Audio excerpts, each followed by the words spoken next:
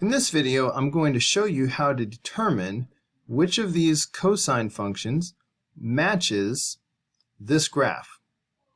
So let's try to use the process of elimination. So first, you need to remember what the parent function of cosine is like. Parent function of cosine goes like this. It usually has a high of 1 and a low of -1. It has a period of 2 pi. And the cosine function, the parent function, starts high and it passes through the midline and ends high, like this. Okay, so this is what the graph of y equals cosine x looks like. So let's see how this graph compares with the parent function.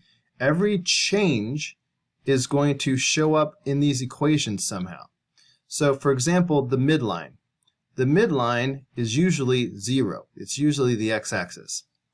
But this graph has a different midline. Let's see. We have a high of 1 and a low of -3. So I'm seeing 1, 2, 3, 4 spaces. So if I go down 2 spaces, that's going to be the midline. So this is the midline of the function. So I can see that the graph has been shifted down 1. Okay, the midline is at -1. So the midline is going to show up right here at the end. So right there we've narrowed it down to 2 choices. Because this equation does not have a midline of -1, nor does this one. So we've narrowed it down. We have a 50-50 chance right now. Okay, to narrow it down the rest of the way, compare these 2 remaining equations. There's only one difference between them. This one has a b value of 4, and this one has a b value of 2. That's the only difference. So what does the b value affect? The b value changes the period. So we have the following formula for period. Period is going to equal 2 pi divided by the b value. Memorize this, write this down.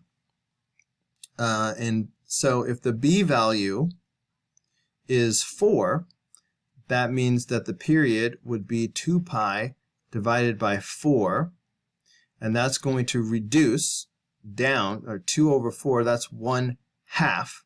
So that's going to be pi over 2. Okay, so I'm just going to write this next to here somewhere. So the period would equal pi over 2.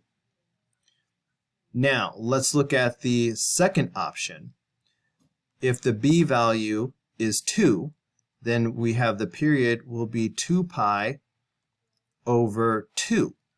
The 2's cancel out, and that gives you pi. So this option has a period of pi. So look at the graph. What's the period of this graph? Well, here is one cycle of the graph. How wide is it? Bam! All right, it has a period of pi. So that tells us that it's going to be this answer is the right answer. Let's check it out. Oh my goodness, who would have guessed it?